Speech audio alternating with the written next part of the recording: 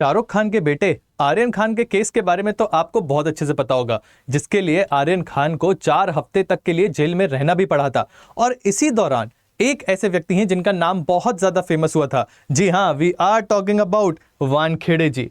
But अब यहां पर वानखेड़े जी की ही जो पूरी की पूरी जवाबदारी है, उस पर सवाल उठाया जा रहा है कि क्या इन्होंने किसी प्रकार का करप्शन जो है वो यहां पे किया था। तो इस मसले में अभी तक क्या अपडेट है वो सारी चीजें आपको बताएंगे, लेकिन उससे पहले आपसे गुजारिश होगी कि अगर अभी तक आपने इस वीडियो को लाइक नहीं किया है then please do hit that like button, and साथ ही साथ चैनल को अगर आपने सब्सक्राइब नहीं किया है तो सब्सक्राइब बटन पर भी जल्दी से क्लिक कर दीजिए।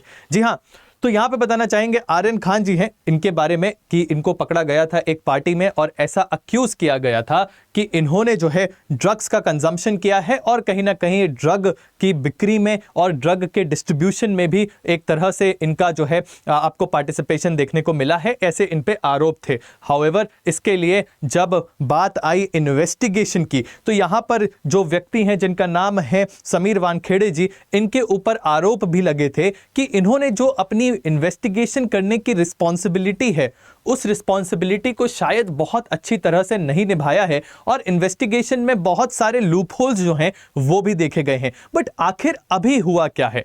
अभी ये वानखेड़े जी जो हैं इन पे सीबीआई ने एक केस फाइल किया है। जी हां, सीबीआई जो है एक इनके खिलाफ इन्होंने एक केस फाइल किया है फॉर करप्शन और ये आरोप लगाए जा रहे हैं कि आर्यन खान के केस में वानखेड़े जी ने लिया है सर ब्राइब। जी हां, रिश्वतखोरी का यहां पर आरोप इनके ऊपर जो है वो लगाया गया है। तो आइए जल्द से जल्द देखते हैं कि पूरा मसला क्या है।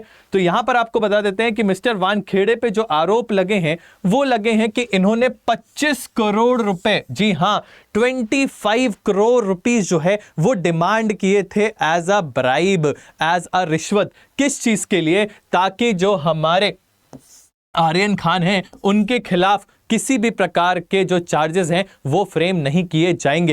एंड इस चीज के लिए आपको यह भी पता होना चाहिए कि मिस्टर वानखेड़े आखिर उस किस पद पे थे, उस समय वो किस पद को संभाल रहे थे। तो मिस्टर वानखेड़े जो है वो मुंबई जोन के chief of NCB, narcotics drug bureau, जी हां नारकोटिक्स कंट्रोल ब्यूरो, सॉरी, इसके जो है आपको चीफ की तरह उस समय इन्होंने पद संभाल रखा था।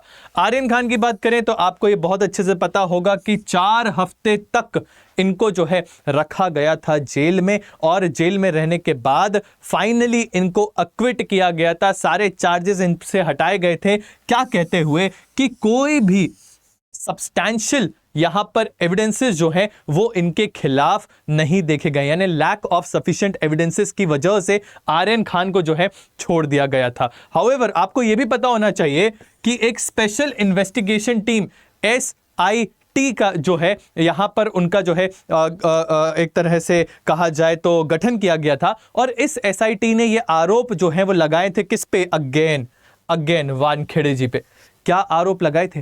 That there were a lot of lapses जो कि किए गए कब? जब इन्वेस्टिगेशन करी जा रही थी।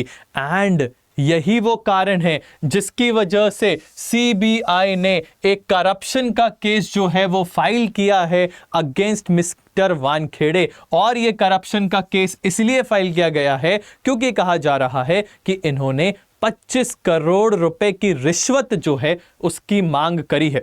अब जल्दी से हम, चूंकि बात हो रही है यहां पर ड्रग्स की और नेशनल नारकोटिक्स कंट्रोल ब्यूरो की, तो जल्दी से इसके बारे में जान लेते हैं कि आखिर ये कैसी बॉडी है, क्योंकि आपके एग्जामिनेशन में ये चीज पूछी जा सकती है। तो आपको पता होना चाहिए कि ये एक स्टैट्यूटरी बॉडी है जो कि बनी है किस एक्ट के अंतर्गत? ये बनी है सर 1985 के narcotic drugs and psycho substances act के अंतर्गत। जी हां, तो ये आपके जो साइकोट्रोपिक सब्सटेंसेस हैं उस एक्ट के 1985 का ये एक्ट है जिसके अंतर्गत ये बॉडी को कॉन्स्टिट्यूट किया गया है। कहने का तात्पर्य ये एक स्टैट्यूटरी बॉडी है।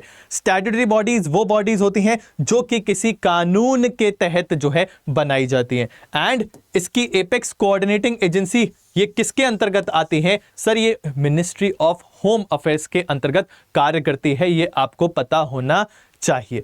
इसी के साथ साथ ये जो नारकोटिक ड्रग्स को हम बैन करने की बात करते हैं, ये क्यों की जाती है? तो आपको पता होना चाहिए हमारे कॉन्स्टिट्यूशन में आर्टिकल नंबर 47 जो है, जो कि किस पर्टिकुलर कैटेगरी के अंतर्गत आता है सर? ये आता है डीपीएसपी के अंतर्गत। DPSP part 4 of the Indian constitution.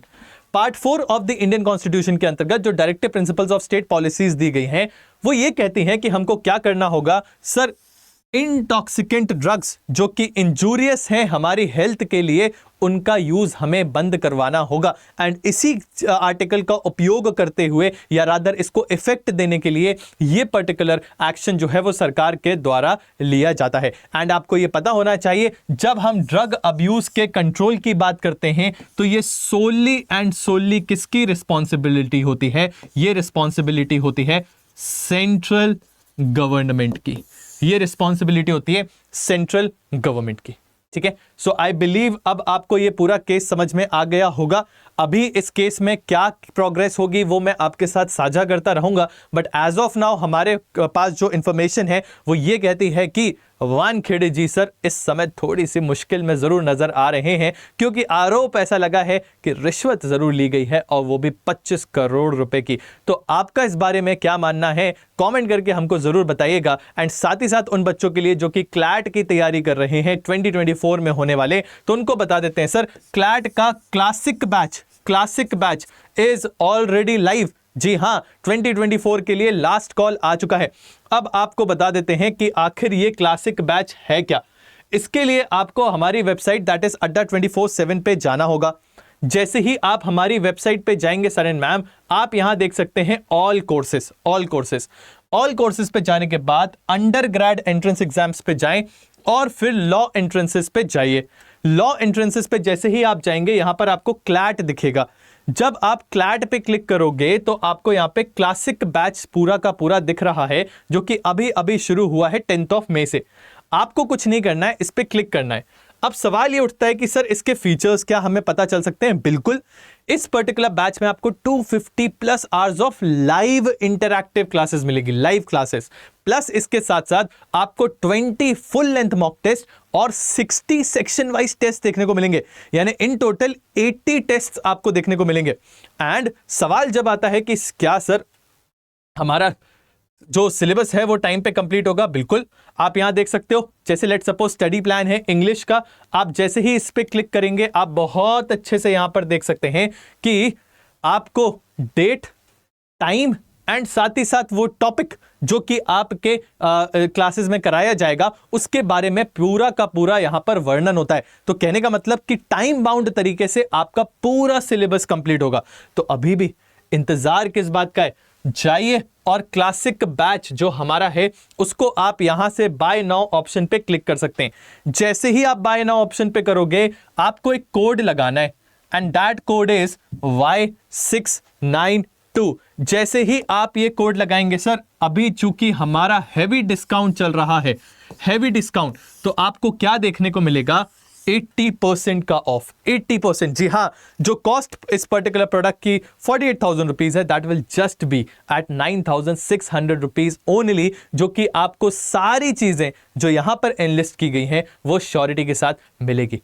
Similarly अगर आप CUET PG यानी कि LLB की तैयारी कर रहे हो दिल्ली यूनिवर्सिटी से या बनारस हिंदू यूनिवर्सिटी से, तो उसके लिए भी यहां पर बैच जो है सक्सेस 2.0 वो शुरू हो चुका है। एंड सेम Y692 आप जैसे ही अप्लाई करोगे, आपको अभी देखने को मिलेगा 80% तक ऑफ। तो इंतजार किस बात का है? अभी जाइए और अपने फ्यूचर पे इन्वेस्ट करिए। With this I am signing off. My name is Aditya Rai. Thank you so very much for your valuable time. Keep studying, keep grilling. जय हिंद, जय भारत।